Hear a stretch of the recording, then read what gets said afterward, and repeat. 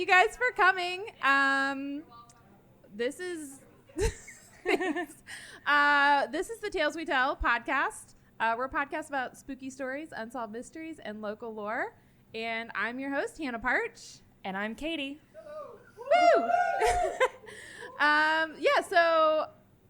We're gonna tell you a story, and I'm gonna tell you a story in just a second, and Katie's gonna add flavor and spice. So I'm gonna give a couple announcements real quick. The first one is what I just said, which is thank you to everyone who showed up. I recognize most of you, which is nice. But also, if anyone is here because I drunkenly gave you a flyer at the block party, double thank you. Thank you for that. Please remember to tip your bartender.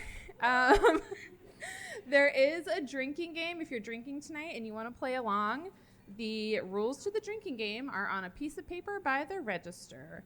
It's a very easy drinking game. There's 4 rules. Also, if you're here for the podcast and you haven't gotten a raffle ticket, see that guy who's raising his hand, and he'll give you a ticket. It's free, and at the end of the show, we're going to do a T-shirt giveaway that is also free, and we have 3 of them, so there's going to be 3 T-shirts given away. Okay. I think that's it. Yep. You ready? Anyone? Any questions? Anyone got questions? We're good? No? Can everyone hear me? Is my mic good? Yeah. Tell us a story, Hannah. All right, great. All right, so I got a prop. All right, so today we're going to be covering a unsolved mystery that is also local lore. Like local or fake local? Local. Nice. Which is nice because I usually do fake local, which is local to someone else, not us. So today we're going to be covering the disappearance of Theodosia Burr Alston.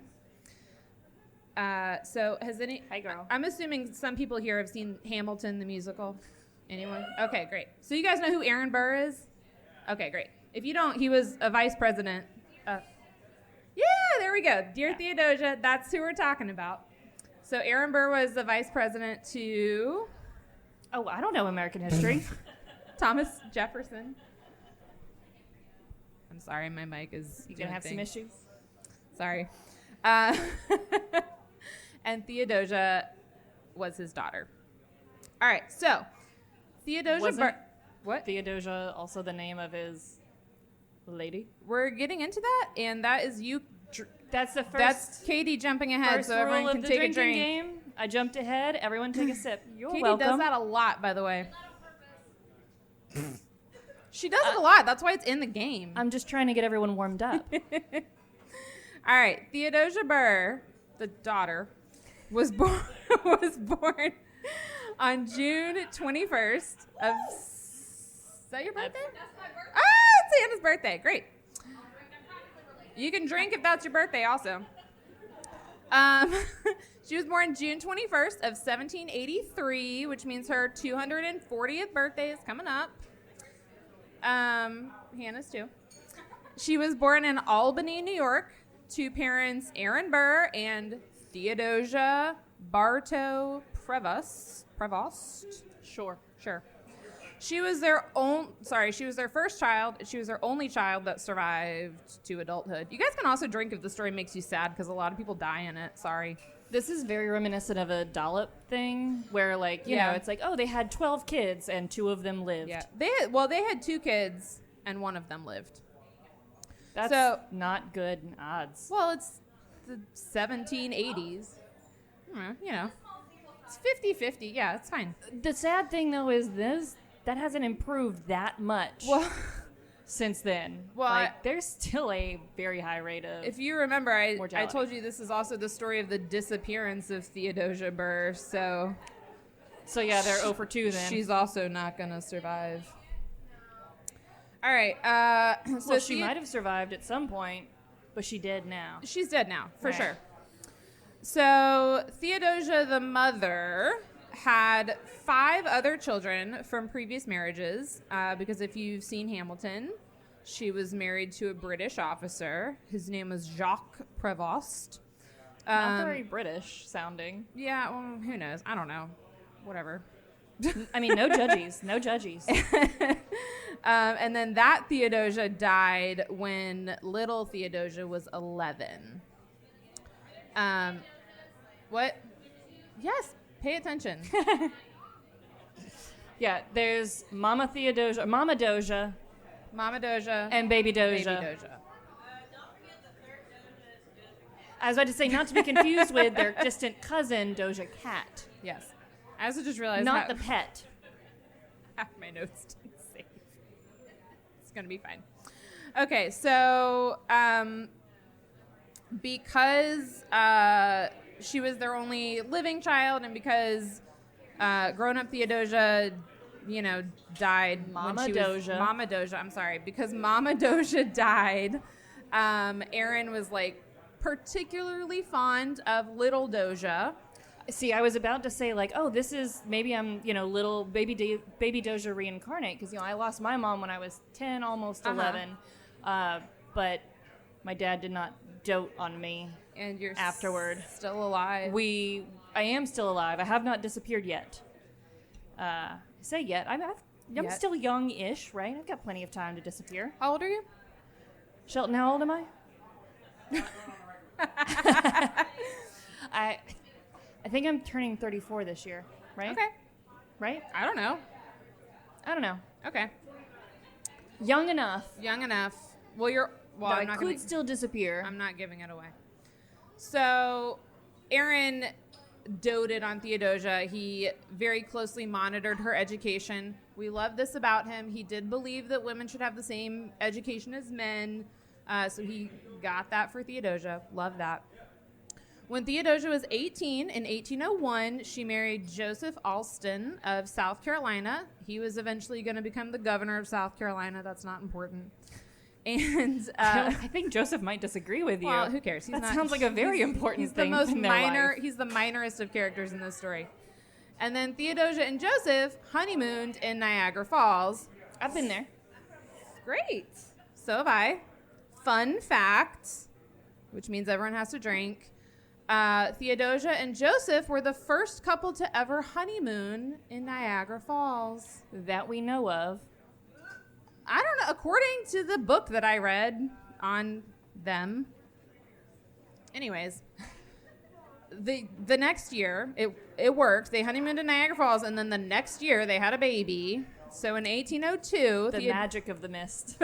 Theodosia gives birth. They have a son. Guess what they name him? No.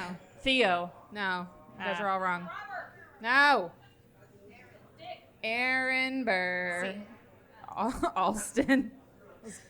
Gonna say Aaron, but then I tried to remember the dad's name. Well, but you made him so minor that I've already just in one I ear told out you the he was other. very minor. This is like House of the Dragon, where there's only 4 names. 2 of them are Aegon. This is Aegon, Theodosia, whatever.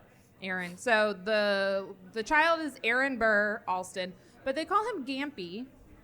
Gampy? Gampy with a G.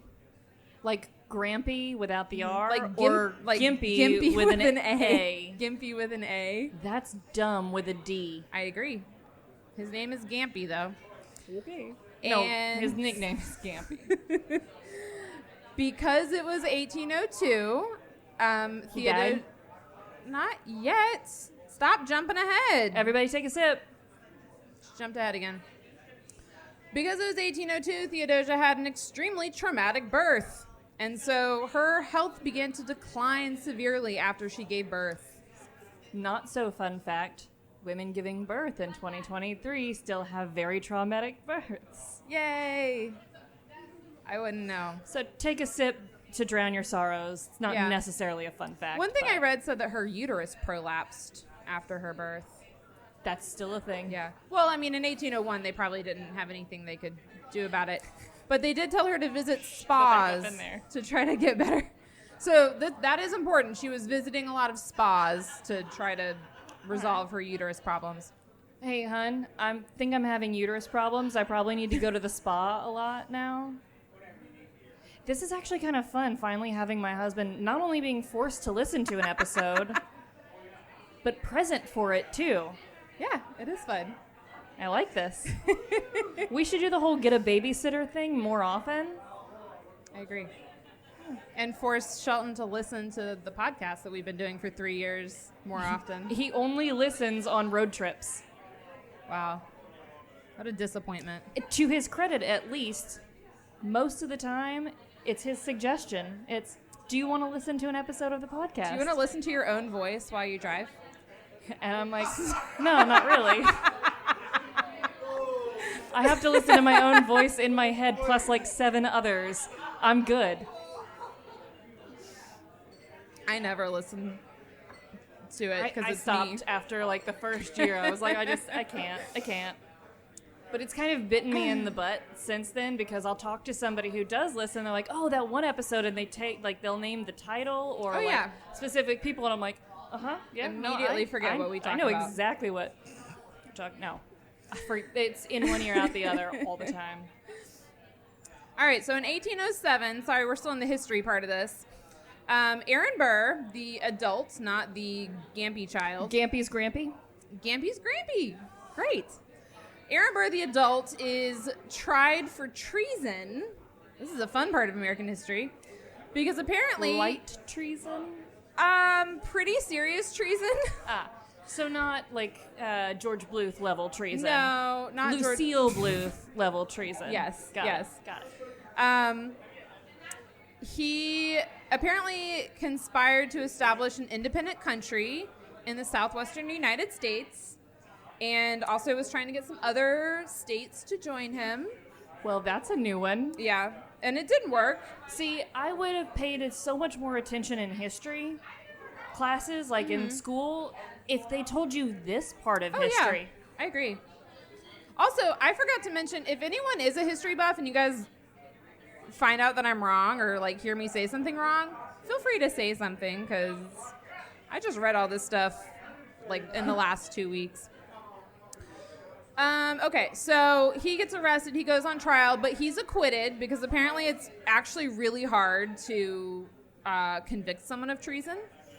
Yeah, that's like convicting someone of having thoughts. Well, I mean, in this case. Yeah. You know, it's like...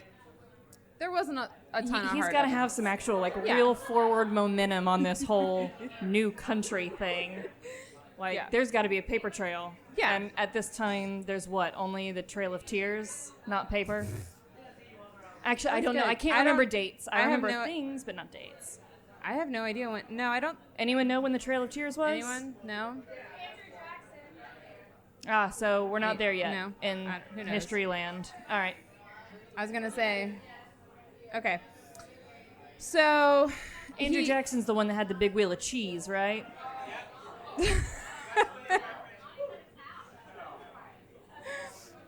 All right. So he has this treason trial, but he already has a really horrible reputation. Because he did this thing where he actually killed Alexander Hamilton. I don't know if you heard about that. Yeah, no, that was a bit of a bad PR move for him. I mean, they say all press is good press, but that one's, I think, been a little hard for him to shake. So people didn't like him, and then he did the treason thing. So he had to leave the United States. So he moved to Europe for the next 4 years. And he left... Grampy left Gampy? Grampy left Gampy, and while Grampy was in Europe in 1812, Gampy died of malaria, and he was 10. Malaria. Well, he was in South Carolina. That place is an entire swamp. I agree. So Gampy the child, Aaron Burr the child, is dead. I'm sorry, I didn't mean to laugh at that. And Theodosia's health, which was already like still not great, just continued to get worse. One article that I read speculated that maybe she had uterine cancer at this point. I don't know how they would know that. But either way, she was not healthy enough to be able to travel to New York. She could only travel to the spa.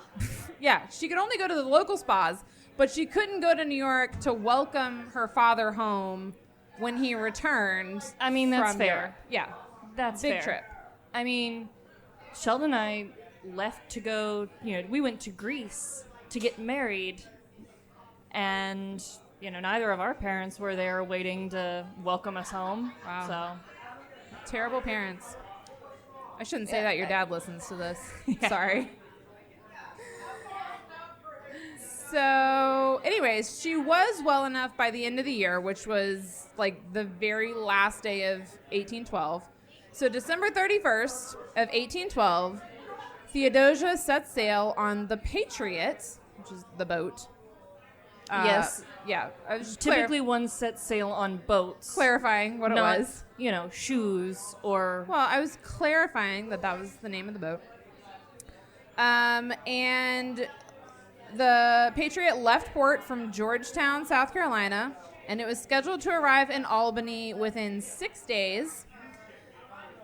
It's a weird thing to think about a time where traveling by boat up the coast is faster than just staying on land. Driving? Yeah. I mean, actually, I don't know. From South Carolina to Albany is still a heck of a long drive. It's a long way. And I am not built for long car rides anymore. Me neither. I'm old. So, 6 days came and went, and Theodosia, nor anyone on the Patriot, nor the Patriot for that matter, was ever seen or heard from again. So this isn't just a story about a missing person. It's a ghost ship. Sort of. Sort of. I love ghost ships. I was going to say allegedly at the end of that because they were allegedly never seen again. Allegedly. I need a drink. Hold on. So by allegedly, is this another like Challenger episode thing of doppelgangers existing? So like they were never seen again, but their doppelgangers were. Sort of. Am I jumping ahead? Sure. All right. Take a drink, friends. And actually, if at this, well, no, I'm not going to say that. I was going to say if at this point anyone knows what I'm talking about, then they can have an extra ticket. Your sister knows. What did you say? That's not what we're talking about. I'm talking about the current episode. Okay, never mind. Hey, but it's nice to know that you listen to our podcast, so you know what I was referring to. She didn't listen. She just sent me the original video for it that inspired it. Womp womp, never mind. I take it back.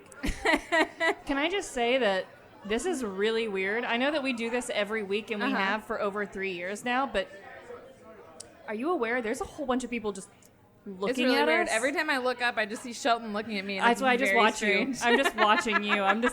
And Tony was taking some pictures or a video or something, and I realized I was just looking at you, and I've got like heart eyes on, just focus on Hannah. Everything's fine. It's gonna be We fine. love Hannah. Do I have my saucer eyes on?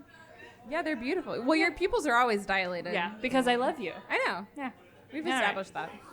So, this whole ship full of people was Disappears. allegedly never seen again. Yes.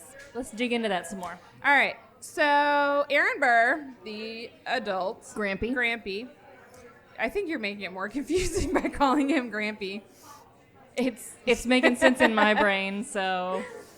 Aaron Burr refused to believe anything other than the theory that Theodosia died in an unfortunate but hopefully very normal shipwreck. What do you mean by normal shipwreck? Meaning that they hit bad weather and the boat just sank. But what's an abnormal shipwreck? I'm so glad you asked. Thank you. Okay, so almost immediately after her disappearance, rumors began to circulate about what had happened. See, what happened was... Well, 1812, the War of 1812 was happening. So you've said 1812 like 30 times, and I'm like... There was a war. There was a thing that happened in history in 1812. I couldn't tell you what the War of 1812 was about, but there were some ships that were in the water. Every time you've said it, I'm like, what was the thing that happened? What happened? It was what a war. Was that thing? See, I told you, I don't do history. I don't do American history. I do it for you. Bless you. Gesundheit. I hope that sneeze got picked up on the mic. That's just adding more spice.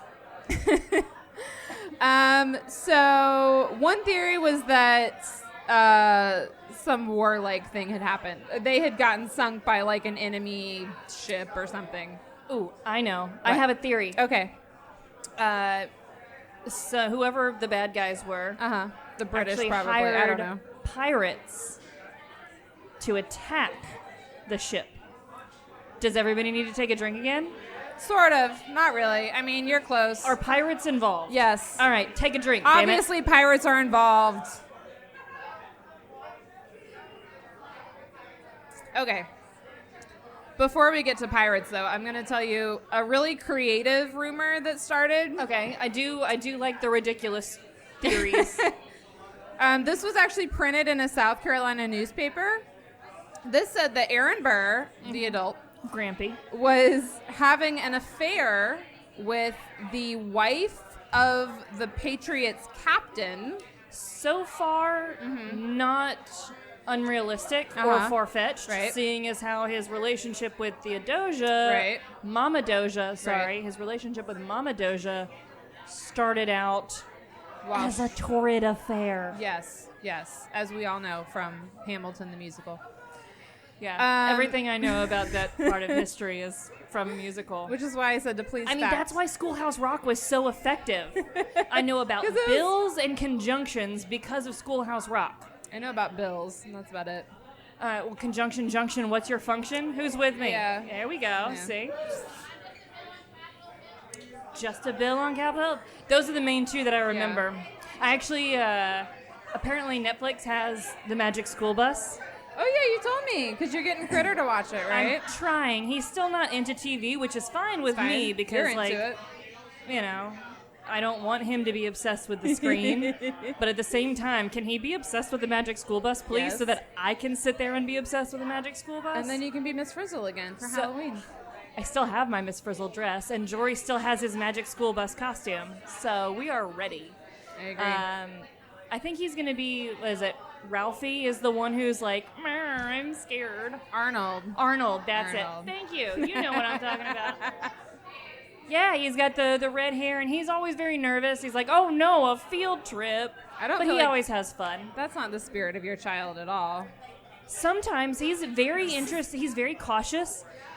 We spent the week at the cabin, you know, where he discovered the smoke detectors Oh. and was fascinated. They never went off. They never beeped. Didn't flash. Nothing. Please take a Grab sticker. a sticker. I forgot to Grab- mention there's free grab- stickers up grab a here if whole anyone bunch. wants one. But he would just point and nah at Smart. the smoke detectors. They're suspicious. And he loves caution wet floor signs. He kept going for him. Wanted to play with those. There's a warning label on his baby tub, and so like even when he was a baby, he was very fascinated with that. So I think he's gonna be like a safety inspector or something when he grows up. He's very into safety. What a nerd. Anyway, Netflix has the Magic School Bus. Right. I don't know if they have Schoolhouse Rock. If they don't, I'm going to find it and I'm going to buy it. There you go. Moving right along, back to history stuff. Back to Aaron Burr and his torrid affair. Tangent Alleged over. torrid affair. All right, so the theory goes that he was having this affair and he wanted to get the husband, aka the captain, out of the way. And so he bribed the crew to commit mutiny to kill the captain. But theoretically, this would be before he knew that his beloved daughter would be like on the ship. But as fate would have it, his daughter was on the ship, and then the mutiny occurred while she was sailing, and then it was this like poetic justice or something. I have a couple of issues with this. Good. One, which is now the less important one after the second one. Sure. How is he affording a trial for treason and then a multi-year gallivant across Europe and then paying off an entire crew of a ship? Was vice president really that lucrative? Well, he was a lawyer too. Remember? There's that whole song about how him and Hamilton were both lawyers. Yeah. I don't know. That's all. I don't know. I mean, he must have gotten some financial tips from Hamilton too, so that he like saved and had a lot. But that doesn't really matter so much as if he bribed them to, stage a mutiny. that ultimately resulted in the disappearance of the ship. Basically, all these people died, theoretically, potentially, most likely. He convinced them to turn into suicide shippers? It doesn't explain why the entire ship disappeared. Yeah. Yeah, it's not a great theory. I didn't say it was a good one. I mean, it started out strong. Yeah, with the whole torrid affair thing. A creative theory. So the more popular rumors were that the Patriot had fallen to pirates, obviously. Pirates. I don't know if you know this, but between South Carolina and New York, there's this thing called North Carolina. And I also don't know if you know this, but coastal North Carolina waters famously were crawling with pirates. Pretty well known for pirates here. So that was a pirates really... and gerrymandering, things our state's known for.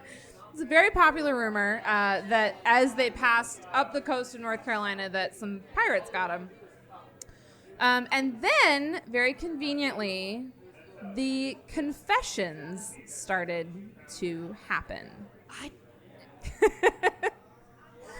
All right, so in That's June... me headbanging against the mic, because this is one thing that drives me absolutely up the wall. People confessing to piracy?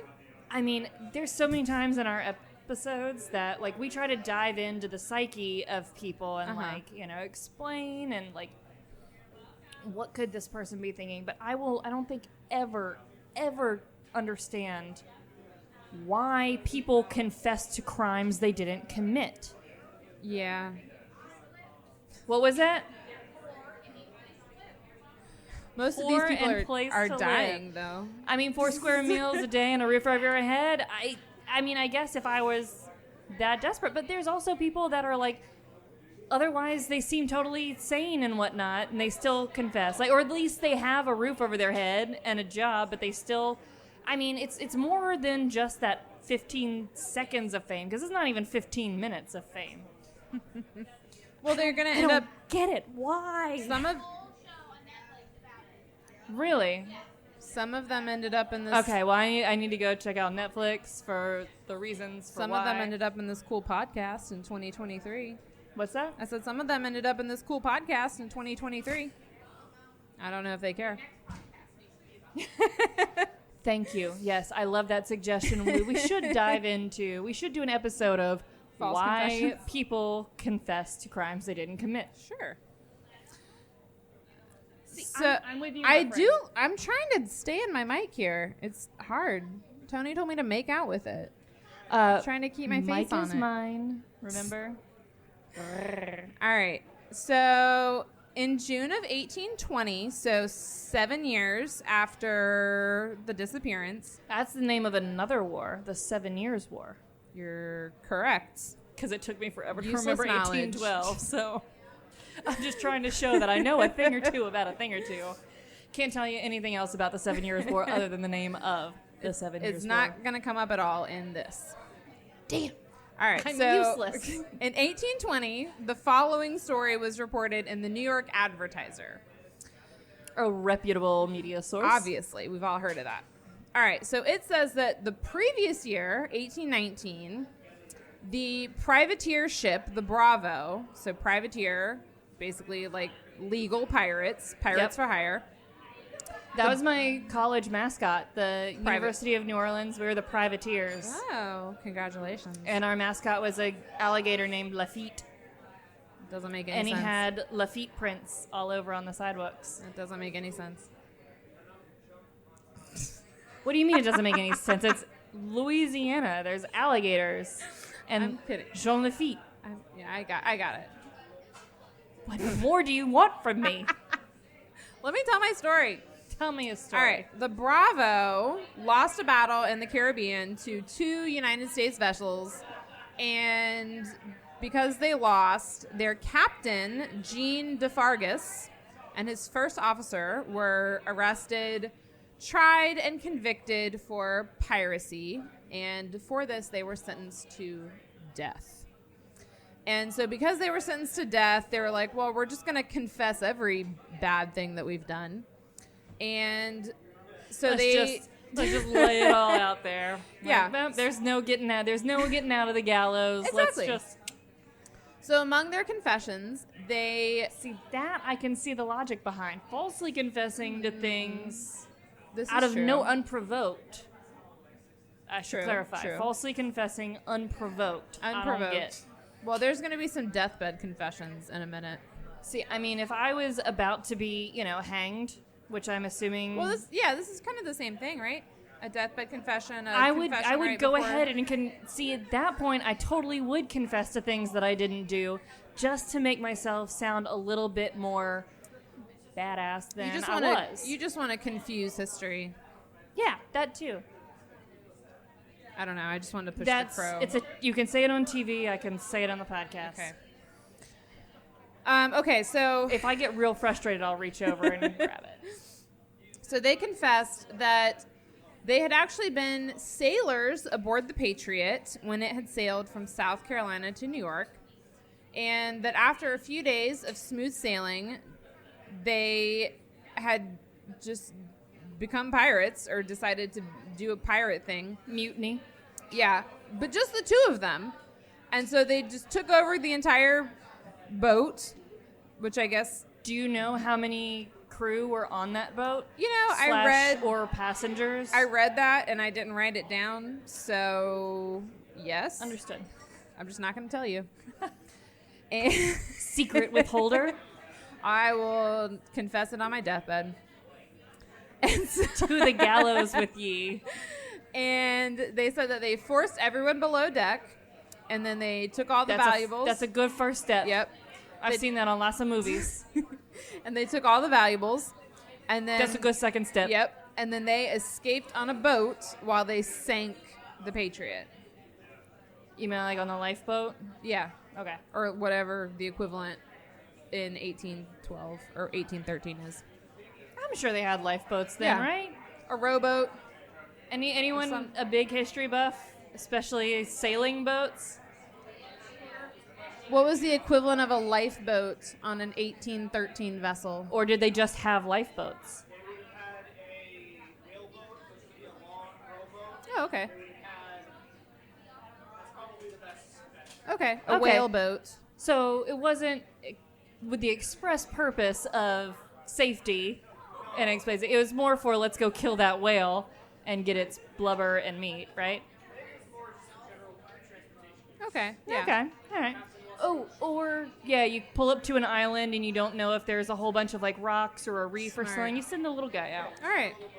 Great. So they escaped on a whale boat, probably. Mm-hmm. And that was their story. And that all made sense, except... See, we should do live shows more I often know. because of that reason right there. I know. I will have... Because otherwise, I would have been on my phone Googling I know. I will have one poison question later. Poison. Shelton, our in-house pharmacist. It's not really a question. I'm just going to mention poison later if you have a comment on it. So be at the ready to fact checker or whatever. Anything's a poison if you take enough of it. Thank you. Words of wisdom from my dear, dear husband. It's actually really good. We should put that on a shirt. So everyone knows if I die of an obvious poisoning who it was, right? She just took too much Tylenol. So the only problem with this story that DeFargus and his first officer were telling on their... I'm sorry, the only problem? Well, yeah, the only problem... I don't know. I have a few problems with it. What are your... Okay, tell me your problems with it. It's two people staging into a mutiny for an entire sailing vessel? I will say, I don't remember the number for how many people were on the Patriot, but it was a small number. It was a small boat. Even still. Maybe they had guns.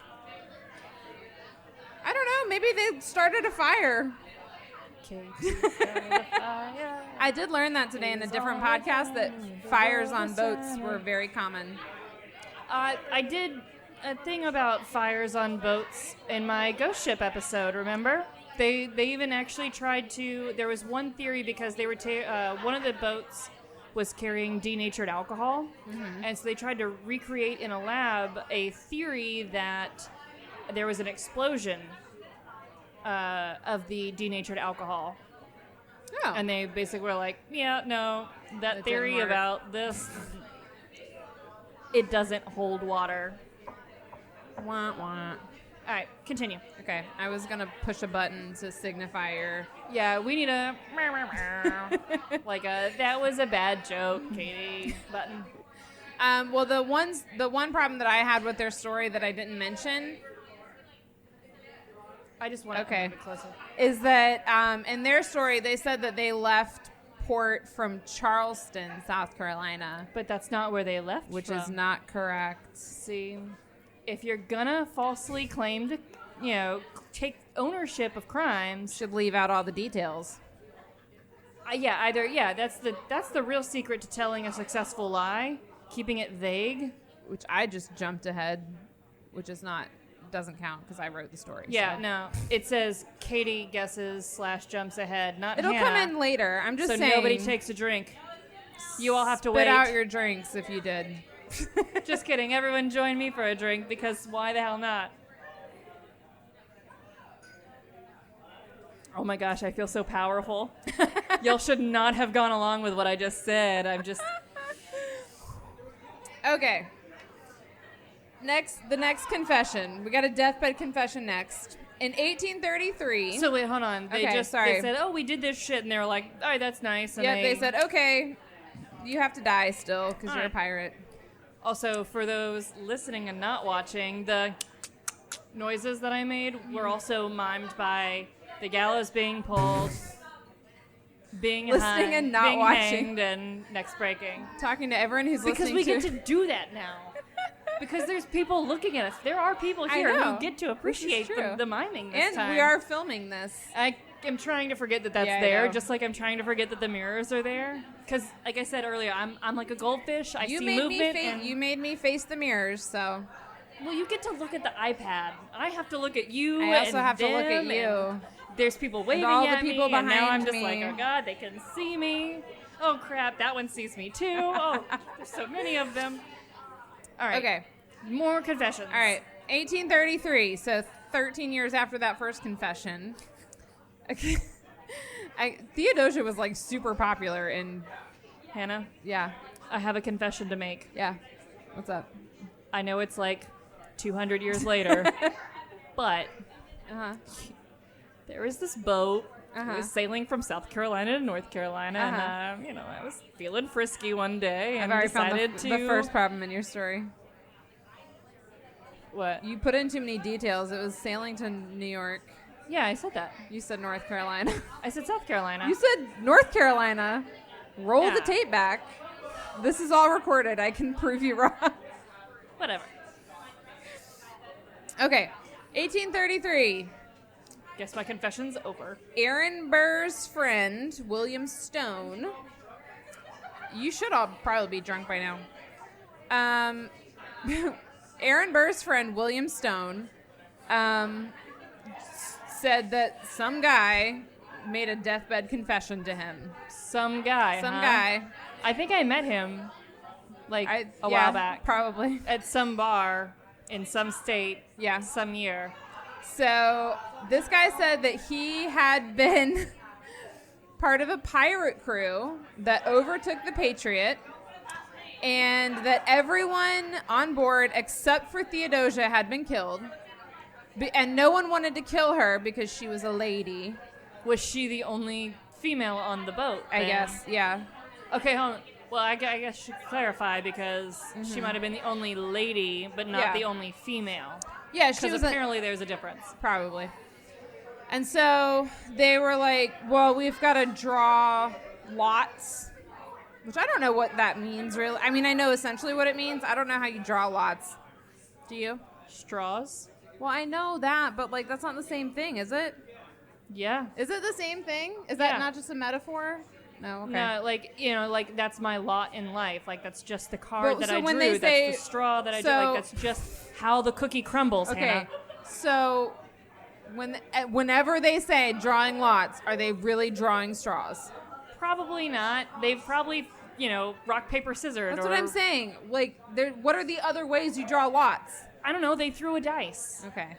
People Well, always whatever. had dice on them at that time, right? I don't know. See? All right. We've got an audience agreement that yes, I am correct. Okay. Anyways, this guy making the confession. Suck it. Shut up. It's fun to have backup. I can't make a crude gesture at you here. Anyways, I can, but I won't. Because I'm also a lady, much as Theodosia was. And I definitely am not. Okay.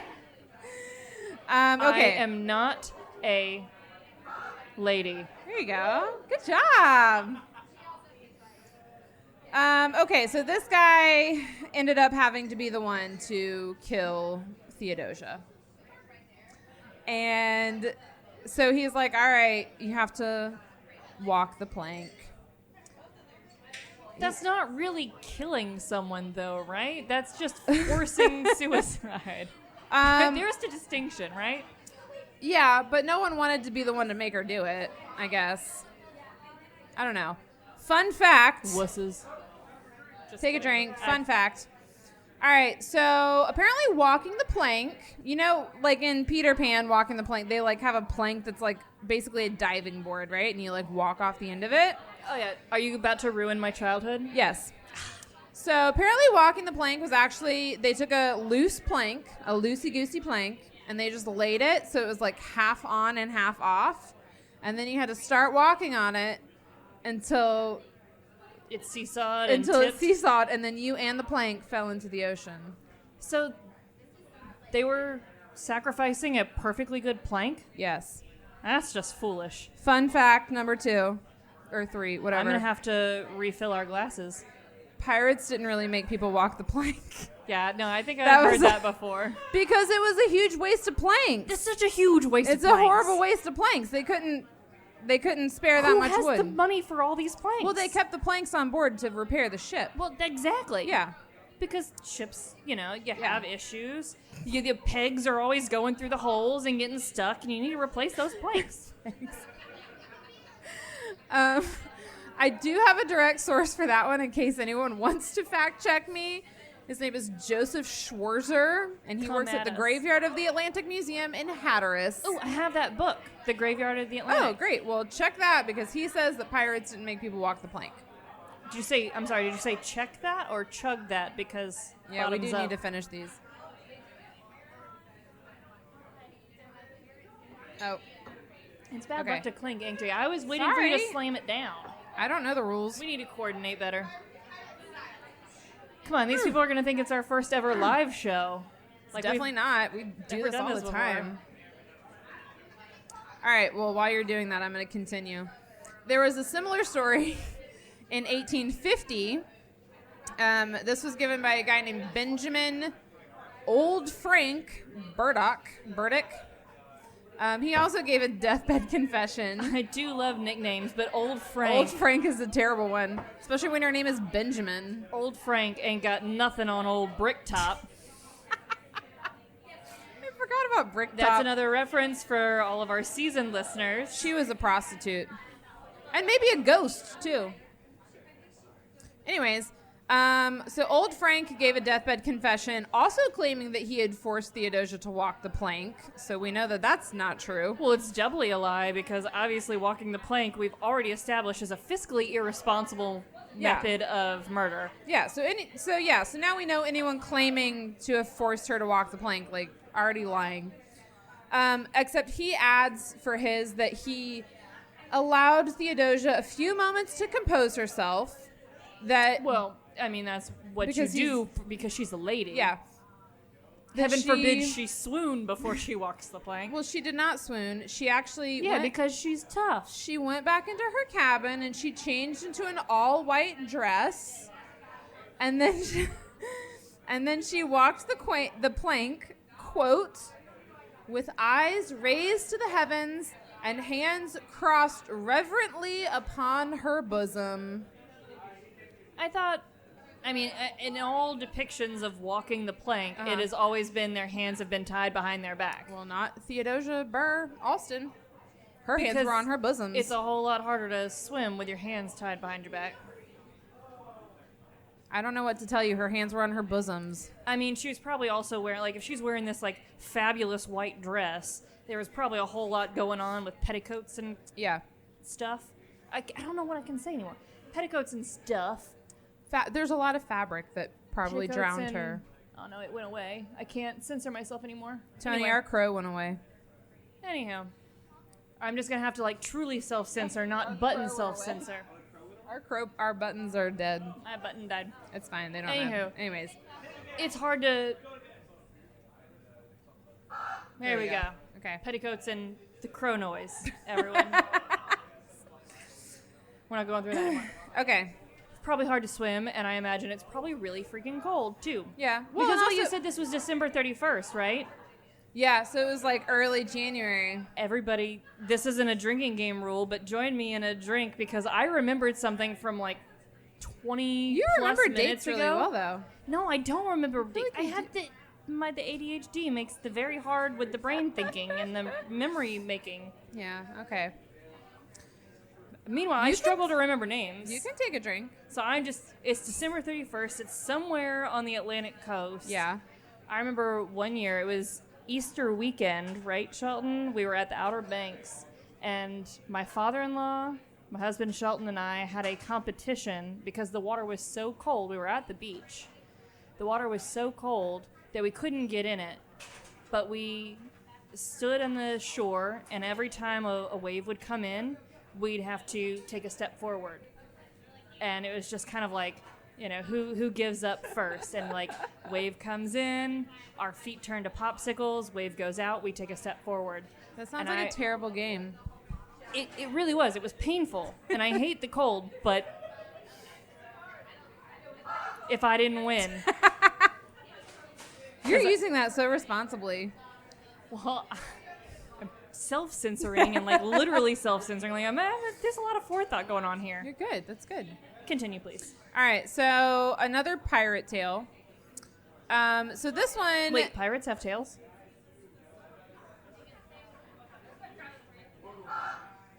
That's just me saying no to your bad jokes. Okay, so...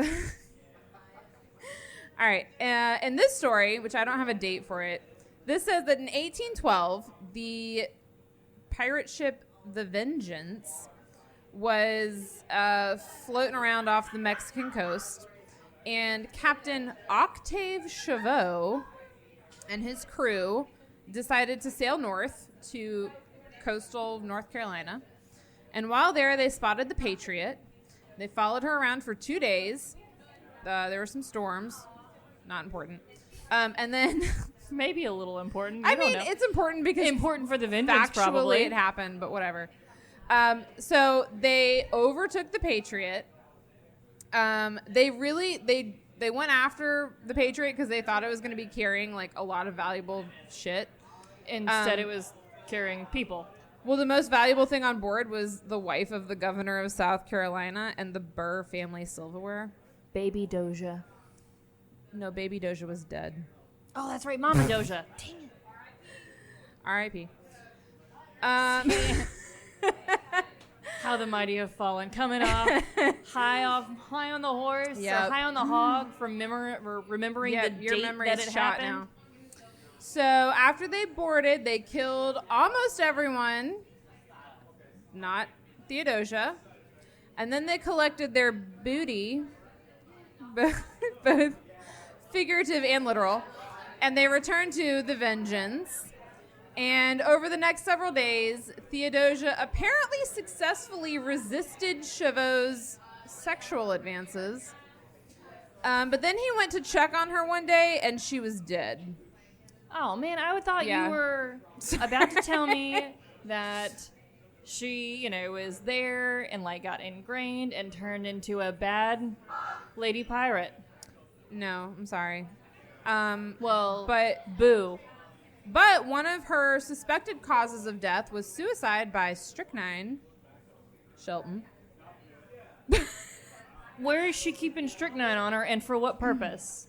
We've kind of gotten into this before, right? There was an episode where there was strychnine in the pepper. The pepper shaker. Except we determined that was actually just used for rat poison. But why was it in the pepper shaker? It's for easy distribution, I think.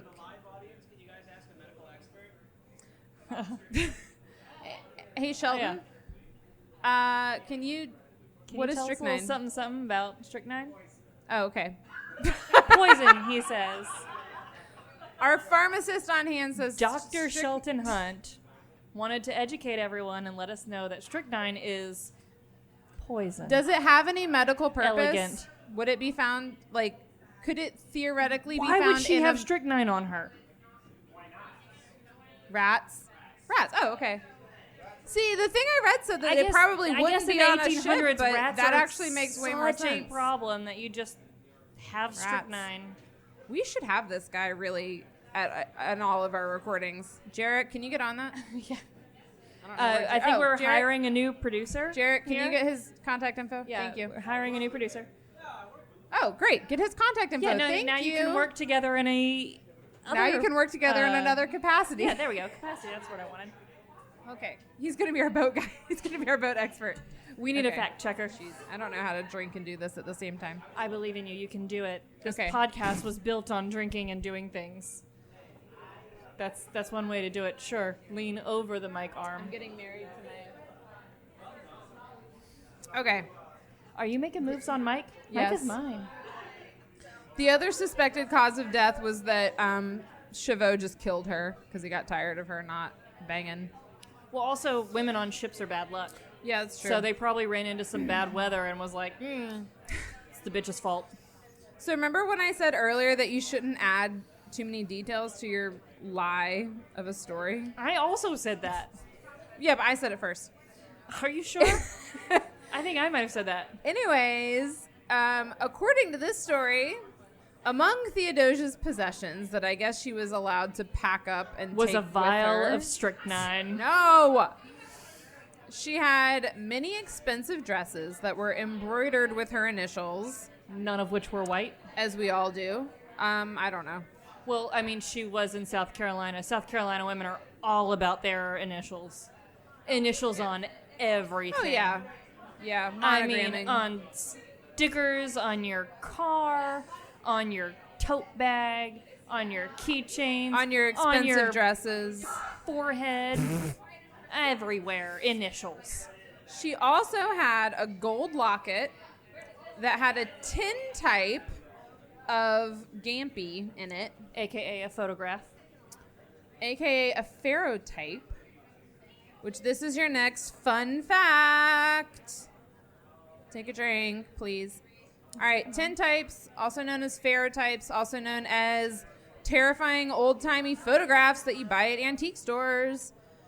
Those actually weren't really common until the 1860s. So Theodosia almost definitely did not have one of those on her or in her locket, which is why this The story devil's in the details. probably did not happen.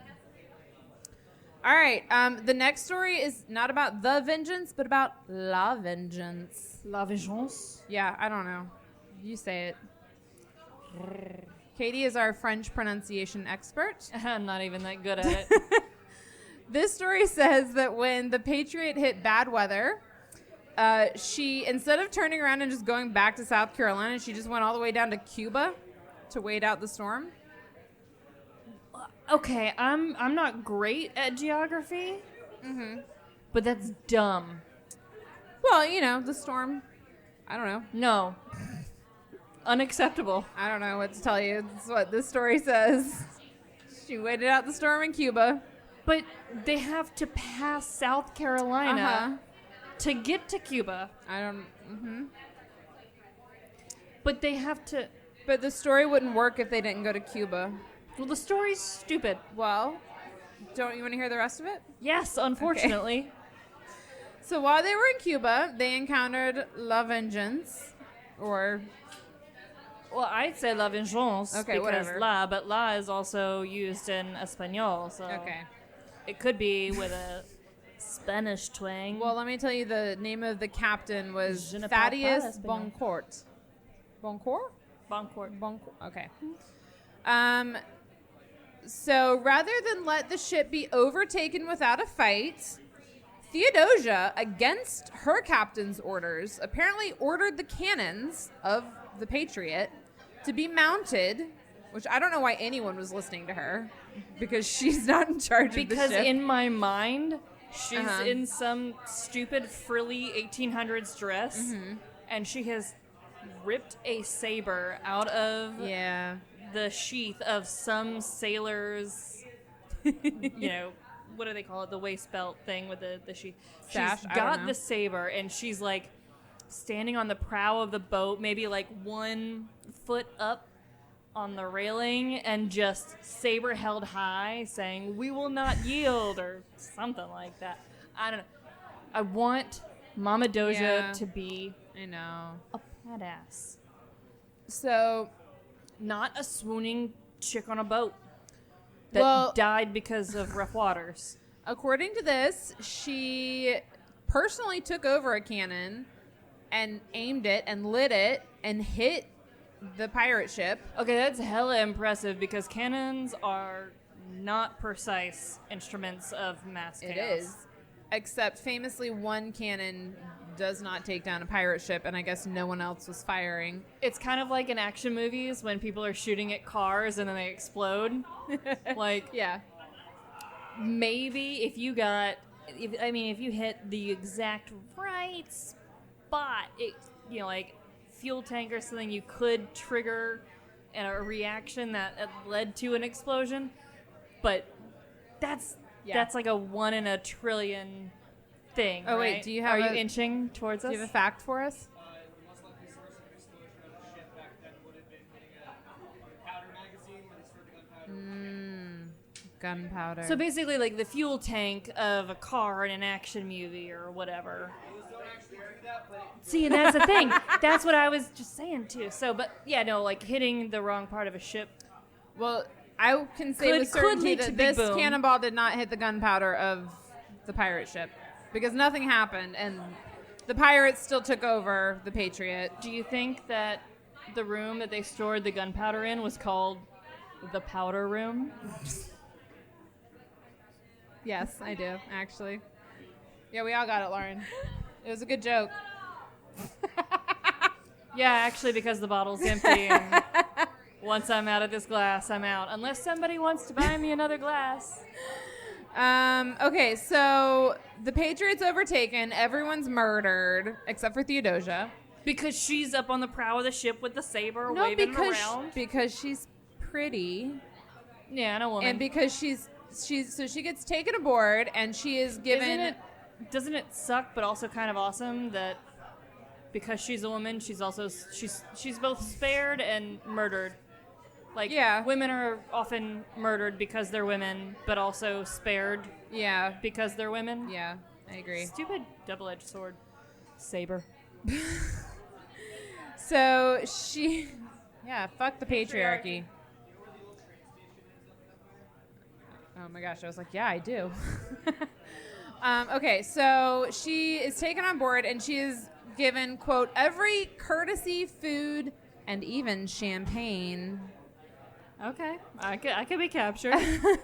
And so I like champagne. She gets given her own cabin, and she gets to write a couple letters. So she because female privilege. Yeah, so she writes 2 letters about everything that's happened. She describes in detail. One of them she writes to her father, Aaron Burr, in Grampy. French. Grampy. En français. One she writes to her husband, Joseph, in English. And then she found a file and she cut off her wedding ring. I don't know if we're wearing our wedding rings wrong. Hold on. I mean, some days I'm extra bloated and swollen, and it's a real struggle to get that ring off. But it specified I take this bad boy off every time I go to sleep. It specified that she filed her wedding ring off. I don't know what's happening. I mean, while I was pregnant, I actually had to wear my ring around my necklace because I couldn't get it. There was a time where I almost couldn't. I almost had to file it off of my finger because my hands were so swollen. So I just stopped putting it on. That would, I don't know. All right, so she filed her wedding ring off. And then she puts, and then she downs the bottle of champagne. And then she puts both letters. It was also New Year's Eve. Well, it's a couple days after. I down a bottle of champagne on New Year's Eve. Then she puts both letters and the ring in the champagne bottle, and then she just like holds on to it for safekeeping. Okay. And then the captain comes back, and he's like, I'm going to give you two options. Number one, you can marry me. We can move to Paris. You can live Where there's more champagne? in literal luxury I'll with a take whole it. bunch of money. Take it. He literally says you can live with jewels totaling over $1 million. Also, he offers to stop being a pirate for her. He's changing for her? This isn't a pirate. This is a book boyfriend. Option number two is that she can walk the plank and die. Shelton, I have some bad news for you. It's even worse because... Oh, no, he is paying attention. How about that? I have no idea where he is. Hey, he's behind you. Okay. If I'm ever captured by pirates and the pirate king offers to be like, hey, you can die or you can marry me, move to Paris with endless riches, I'll stop pirating and we'll have a grand life. Good luck finding where everything is in the house. Have a great life. I'll let you decide which ending you like better. Sure. Just look for the filed off wedding honestly, ring in the champagne if I was bottle. Mama Doja and Baby Doja and If you were Gampy were anyone dead. in the story. Yeah, what do you have to lose? Yeah, like if I was Mama Doja and there was yeah. Yeah. No, Take the deal. Mama Doja already died. This Mama is Baby Doja died. Doja. This is Baby Doja. Yeah, if I was Baby Doja and Gampy was dead, Take the deal. I'm going to Paris. Yeah, go to Paris. AKA, I also, if honestly, if anything happened to Critter, yeah. fuck my life, I'm going to Paris. Tony's got me. Yeah, Sorry. It's fine. It's I fine. did not have time to crow on that one Good. because I was too upset about the even mild thought of anything happening to Critter. But if he's not in my life, Yeah. Paris. Yeah, Paris, Sheldon Jules, escargot. Sheldon doesn't matter. Très bien. Oui, oui, oui. I also love that he can find out how much we talk about him on this podcast, And still not pay and attention. he's not paying attention at Yeah. all. It's great. No. I literally have to say, oh, and Shelton. And, oh, look, there he goes. Got his attention. So, anyways, I But also we were tried. literally just talking about him for a good 2 to 3 minutes. Yeah, and how he you would was leave none him the in a wiser. second. Anyways, Theodosia's like, can you give me a minute to think about it? What's to think about? But Life in South listen, Carolina with a politician in and no hot children. South Carolina where there's no air conditioning and your child's already gotten malaria. Married to a politician. Yeah, not good. Or married to an adventurous guy. Married to a pirate in Paris. There's no choice. She made the wrong choice, didn't she? Well, she didn't According have to the story. She didn't have a chance to because that night La Vengeance collided with a British warship, and Boncourt took a fun Theodosia. twist. I know. Boncourt took Theodosia with him on a whaler, probably as we learned, in an attempt to escape. Not a whaler, because a whaler is an actual boat, like a Boston whaler, but also in that time a whaling boat. You're talking about a a long whale- whaling boat. a as whale in boat. Basically a rowboat. Okay, a whaling boat. Is that what we're calling it? No, a whaling boat is legit a boat designed to go and hunt whales. What are we calling it then? You The could small call it a boat long whaling boat or just like a rowboat. A dinghy. They escaped on a dinghy. A rowboat, a dinghy, we'll take Okay. it. Thank you very much, Thank audience. you. All right. Anyways, they escaped, in air quotes, but they were both shot and killed in the process. But Theodosia had her champagne bottle with her, and it fell into the ocean. If I get shot and killed, as long as I've got champagne with me, I'm okay. The champagne bottle was empty, so Because she drank it all. yeah. Anyways, the end of this story says that sometime later, a fisherman found the champagne bottle that had these two letters and a broken, filed in half wedding ring in it. But for some reason, this idiot never opened it for 50 years. He just like kept it in the family. He was like, cool, look at this cool sealed up bottle that we have. And then someone bought it off of him. Estate sales are treasure troves. And then they opened it and like unraveled this story. But not to burst your bubble. Oh, bubble is about to be burst. This story is suspiciously identical to the ending of a 1901 romance novel by Charles Felton Pigeon. I want to read that book. Well, no, you don't. It's basically propaganda to repair Aaron Burr's reputation. Oh, well, no, I don't want to read that book. You can read it for free on the internet, though. I read a lot of books for free. Well, air quotes, free because of Kindle Unlimited. Shut up! Thanks, Audra. Love you, Audra. Hold on, we're going to refill. Best audience member ever. I know, that was also perfect timing because I have a new prop for us.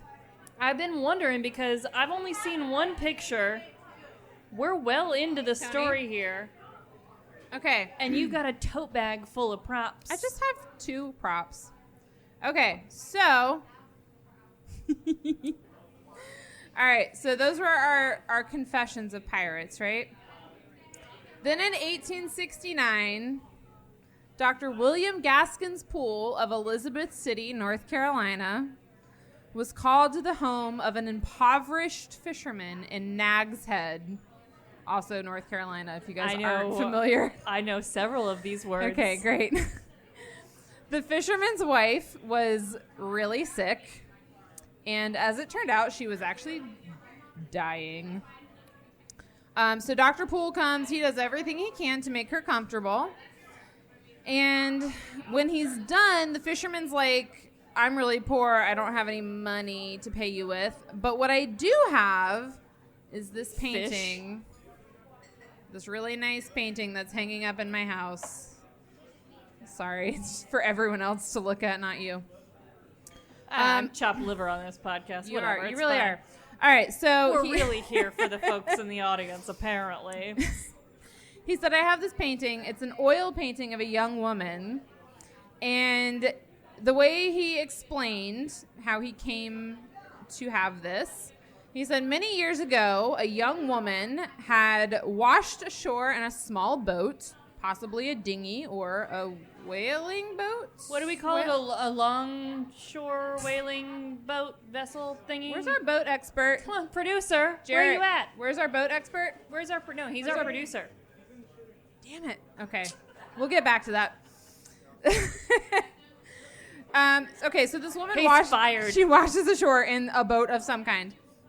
She has no memory of where she came from.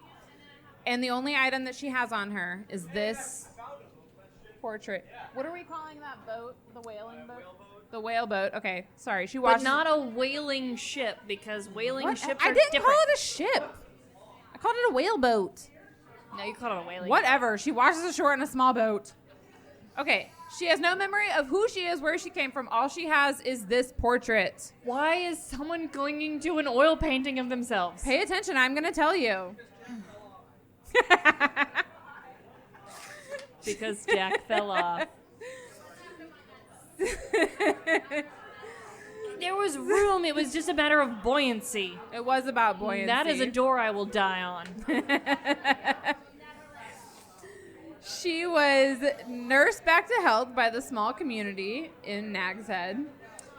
Because that's what they do there. Because that's what we do down here in North Carolina. And eventually, the fisherman had married her. Plot twist, she was the dying woman. Dun, dun, dun. This is oddly reminiscent of, what is it? Is it Ever After? With the Cinderella story kind of a thing with Drew Barrymore. Yes, is Ever After. And, yeah. I know. And also, touches of Titanic. Except this story. She had the heart of the ocean the whole time. And except in this. The drawing was her. In this story, the woman is clothed. She's wearing clothes. That makes it a boring story. Okay, so in my personal reading history, the less clothes, the more interesting. This is a family safe episode. That's My nephew right. is here. This Thank is you. a Dante safe episode. Okay, so after hearing this story, Dr. Poole is like, yeah, I'll take your painting. Which, honestly, I feel like is very rude. He should have just been like, it's okay. It's not like he saved her life or He anything. really didn't save her life at all. Maybe made her more, I'm sorry, probably not even more comfortable, probably less in pain. He probably just or diagnosed her was like, with what she was dying nope, with. she's dying. I can give her some morphine so it hurts a little bit less until she dies. So yeah, I'll take a painting because art is awesome. Yeah. So he's like, yeah, I'll take your painting. But when the fisherman's wife heard this, she became really upset. She gets out of bed and she's like, no. She's probably also delirious from dying. She said, quote, it's mine. You shall not have it. I am on my way to visit my father in New York. And then she grabbed the painting from Dr. Poole and she ran out of the house and into the ocean. And then the next day, the painting washed up on the beach, but the woman was never seen again. So really, this should have been in our haunted paintings episode. Clearly. Well, sort of, because that story is slightly apocryphal. Gasp. But only slightly. I'm going to tell you the real story. Okay. Dr. Poole is real. Dr. Poole is a real person. It sounds legit. The elderly woman is sort of real. He did go to treat an elderly woman in Nag's Head in the summer of 1869, and her name was Mrs. Polly Mann. She wasn't dying, though. She was just regular sick. And old.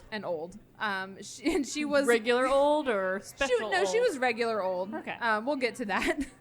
And she was, quote, an impoverished wrecker's widow. Wait, there is a special old versus regular old. What's special old? Well, I said, is she regular old or special old? And you said regular, but we'll get to that. Well, she is regular old. Well, I'm going to get to how old she is. Okay. But what is special old? Well, I don't know. Oh, I got excited because I thought you were going to clarify what special I thought you were going to reveal to me a secret of I think age. I'm special old because we went up to the cabin this week, like I said, and we were really sick for the first 2 days while we were there. And we went to the pharmacy, and I'm like, I need a heating pad because my bones hurt. And I'm just in pain all over. Uh-huh. And like multiple times, even after feeling like totally fine and recovered, I'm still just like, when we get home, I need a few minutes on the heating pad. That heating pad is my new best friend. It's because your bones are old. And I'm special old because I'm not actually old, as we established earlier. I'm young-ish, or sorry, young enough. Katy, you are a little bit old. Oh, I'm a lot of I'm bit sorry. old. Most of us are a little bit old. We're getting close to my bedtime. I'm working on it. I'm trying. I want to go home and knit. You're interrupting and then sit a lot. on the heating pad while I knit and do my old lady stuff. All right, let me get back to Mrs. Polly. Okay, so she's a wrecker's widow. Do you know what a wrecker is? A wrecker widow? They're also known as bankers. Yes. What was the answer? We had an audience member know. Yeah, we did have an audience member know. Just in case Better it didn't than come you. up on the mic. So they're groups of pirate-like individuals that that lived in the Outer Banks. They would salvage anything they could from wrecked ships in the area. But they would also, if they couldn't find enough wrecked ships, they would cause wrecks to happen. Also, if they found a wreck and there were survivors, they would just kill them. So, very pirate-like, they just were on land. Vultures and scavengers. Yeah, they basically. were just land-based pirates. Semi-aquatic, because they would go on land and cause amphibious. The wrecks. Yeah. Yes, amphibious. There we go. So one way that they would lure ships, and I'm very sorry about this, is that they would hobble a horse, and they would... I'm sorry. I said sorry. There are lines. I said I was sorry. It's not a dog. And then they would put They're just very tall dogs. The horse is alive, then they would... But it's hobbled. And then they would put a You lantern use halfway on to the glue it, factory. and then they would put a lantern on it. So they're decorating him.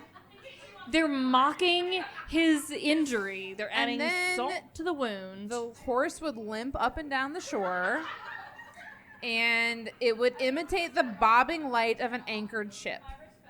And so ships seeking shelter would mistakenly steer towards the shore. I'm going to hobble one of those people, make them bob around with a lantern. Listen. Okay.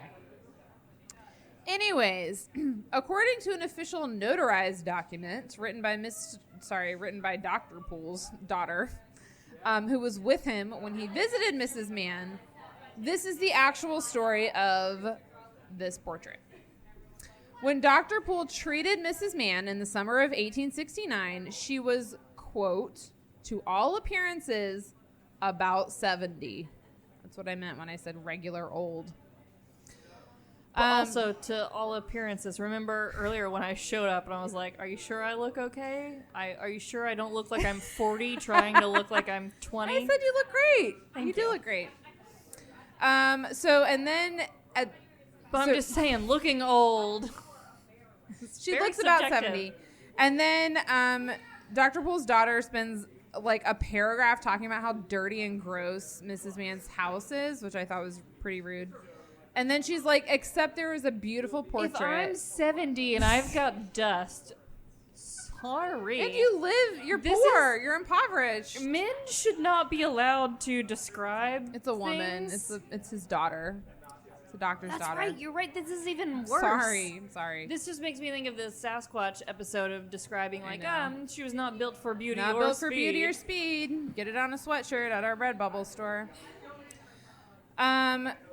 Okay, so then she's like, everything in there was gross except there was a beautiful portrait hanging on the wall. It was 18 by 20, and it was of a beautiful woman about 25 years old. And Mrs. Mann apparently wasn't very sick because Dr. Poole and his daughter, grilled her on this portrait. And Mrs. Mann told them that a long time ago, before she had been married to her first husband, whose name was Joseph Tillett, a pilot boat had wrecked on the shores near Kitty Hawk, about 2 miles up the beach. And Joseph, who was her boyfriend at the time, had gone up with some other wreckers to do the wrecker thing. Hobble horses. And they didn't find anyone on board, but they found there wasn't any evidence of violence. It didn't look like anyone had taken over the ship. They said the cabin was set for breakfast. It was very weird and strange. Creepy. I know. Ghost shippy. And she said Joseph had brought her back some nice things. Hello, puppy. Hi, Pooches. Hi, baby. Cute pitty and a cute So husky. Joseph had brought back some nice things for her, one of which was the painting. He also brought her back some dresses, a shawl, some wax flowers, and she still had these things and she showed them to them. So physical evidence. And Dr. Poole calculated, so quick math, Hannah Cox, are you listening? This is the math part of the podcast. She's at the ready. Math. Okay. If Polly was about 70 in 1869, and the story she's telling was a few years before she was married, and she got married when she was about 16. It's a word problem. Okay. Yeah, It's a word problem. I'm going to tell you. I've always been good at math, but terrible at word problems. The solution, the answer. Okay, I'm going to tell you the answer. The limit does not exist. The answer is that it likely took place in 1813. What? Yeah. He knew. He could do the math in his head. Yay, audience participation. Hold on, we have an actual person who wants to do the word problem. She was so he's thinking it was about 2 years before she got married, so she was about 14 when it happened. Yeah. You got it. Because he was her beau, as you said. That part was implied. You said he was her beau. Yeah, she was very old. Okay. So far, this story, the unembellished version, holds the most water for, Yes. basically, at least the story of this portrait, Yes. which appears to be of Theodosia. Mama Doja. Yes. So Dr. Poole becomes convinced that this was a portrait of Theodosia and that the wrecked pilot ship was the Patriot. So I gotta say, hold on, I gotta clarify too, because I'm saying Mama Doja. Yes. But I do mean Baby Doja. Yes. We're talking but about now is Mama Theodosia Doja. Burr Alston, Yeah. the younger. Theodosia the younger, not the elder. Also, I will point out that a small section of my notes are missing, as my notes app has been doing recently, so I'm going to skip that part. But one of the... a summary is that some of the evidence of this is that it does make the circumstantial evidence, if true. So far, the facts or the alleged facts, the statements, the notarized facts, the statements thus far actually do line up with the timeline of things. Yeah, and so essentially it would make sense if Theodosia was going to visit her father after not seeing him for a while that she would commission a portrait of herself to give him. So meanwhile, I'm posting like 5 or 6 pictures a day. You should send your dad a picture of yourself. I bet he'd like it. Would you like to see the latest text exchange of my dad and I? It's a picture of yourself? I mean, there was one picture of me in there, but like it's just pictures of your kid. It's Critter and Shelton, Critter and Shelton, Critter. To be fair, there's me and your kid is really me cute. And Critter, me and Critter, Critter, Critter, Critter, Critter. Well, now you forget that Theodosia's kid is dead. So also, I bought my dad one of those digital picture frame things that I can upload. There's an app, and I just put pictures on the app, and they just show up on his picture frame. So I'm here. He's in New Orleans. There's the picture frame on like his desk at work. Because you know what I got him for Christmas, I guess it was? Yeah. Or, I don't know, I feel like there was an occasion. Anyway, I went to the aquarium with Critter. You saw the pictures. I sent my dad a picture of it. He's like, I want that in a frame. He has a digital frame. He has had for over a year now. Or maybe it will be a year come Father's Day, but still a year.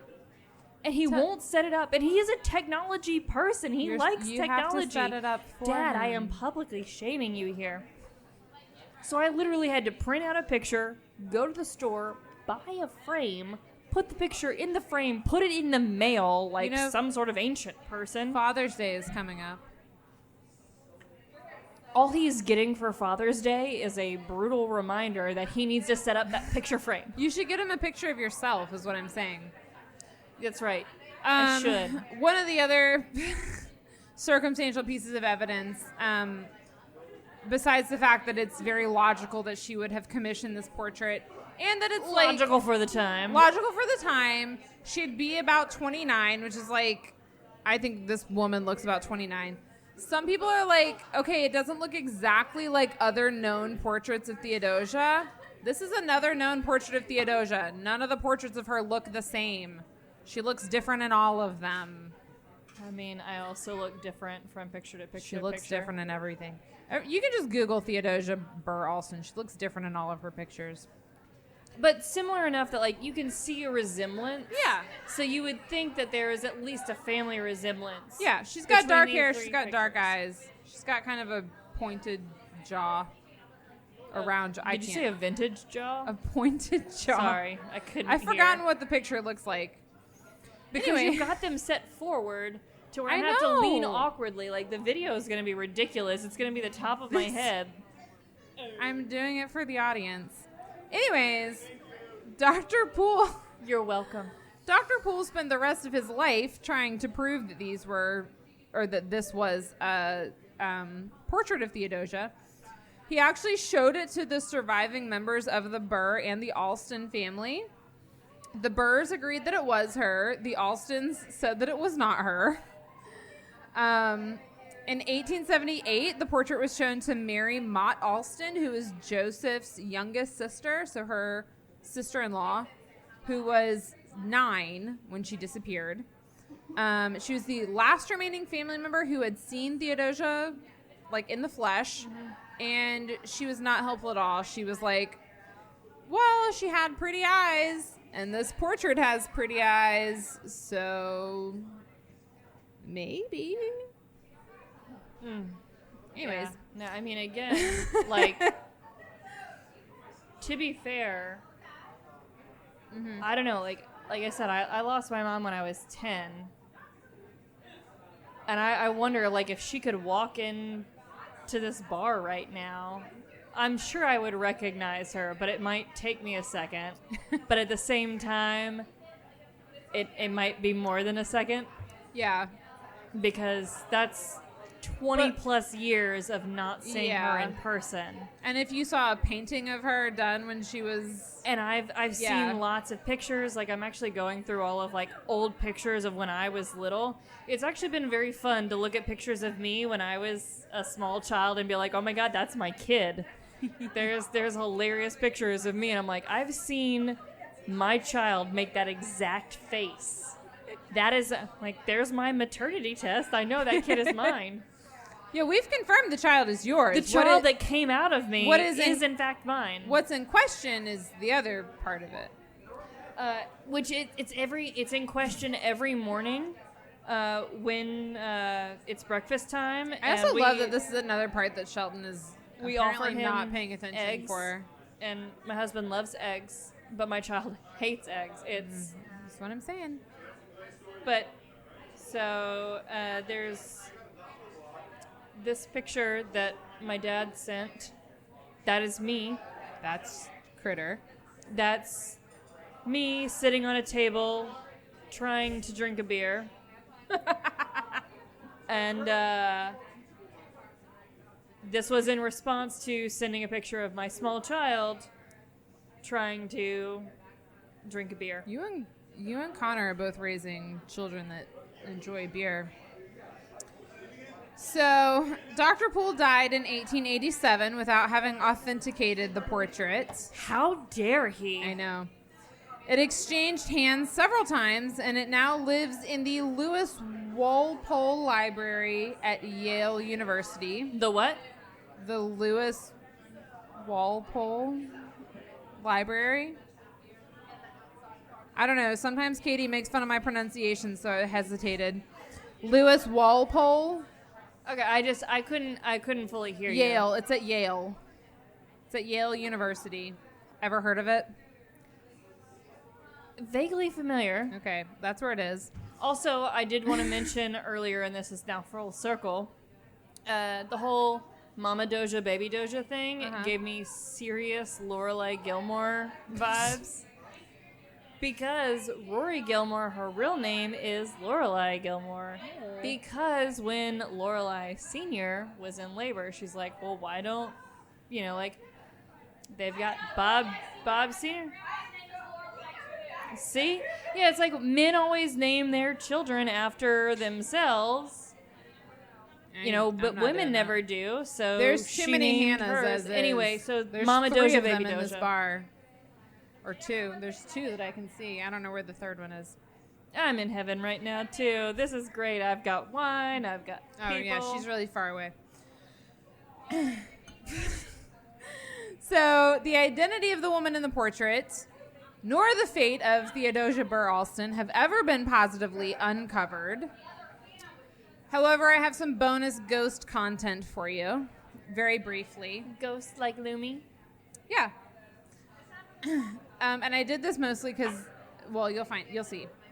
Okay, in 1767, Aaron Burr had a carriage house. Aaron Burr, the adult. He had a carriage. Yes, because Aaron Burr, the child, died of malaria. He died, sorry. He had a carriage house built at their home for their home up in New York. After his duel with Hamilton in 1804, he lost a bunch of his property. He lost his carriage house. Lost a lot of popularity. He lost a lot of popularity. So it became an engine house for a local fire station, and then it became a brothel. As all good buildings as they turn all out do. to be.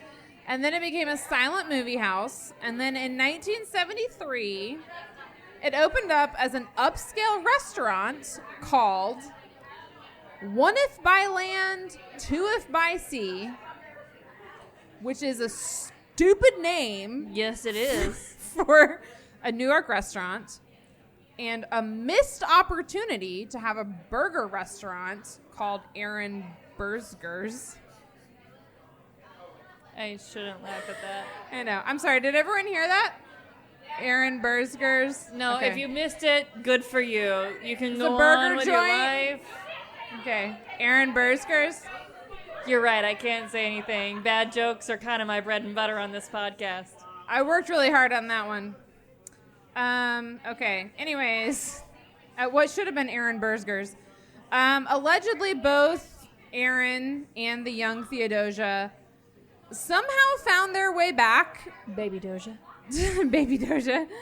Somehow found their way back to their old carriage house after death, which is both confusing and impressive for Theodosia.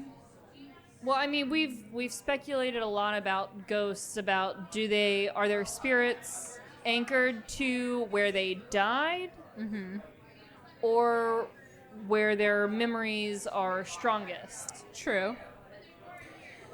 But also, Baby Doja wasn't born in New York and probably didn't live or spend much time in said carriage house. She was born in New York. I remember things. She was definitely born in New York. You're right, she was. So I was just checking. Their ghosts. I was just making sure you knew what you were talking about. Their ghosts have both been seen on the mezzanine and also walking up and down the stairs. Aaron Burr likes to throw plates and move chairs. Holy crap, if I'm a ghost, I am definitely throwing plates. But Theodosia likes to steal earrings from women at the bar. Oh, I do that too. I love earrings. Do you like my earrings right now? I do. These are my fancy Mother's Day earrings. I was going to say that stealing earrings seems like a very piratey thing to do. It is. Which was my end. This is the way I was going to end it, but actually her ghost has also been seen like on North Carolina beaches, on South Carolina beaches. She's been seen at her South Carolina. She's a busy gal. She's been got everywhere. Places to be. So actually, you could say that she's still a free spirit even after death. No, you're fired. And that's the story of the disappearance of Theodosia Burr Alston.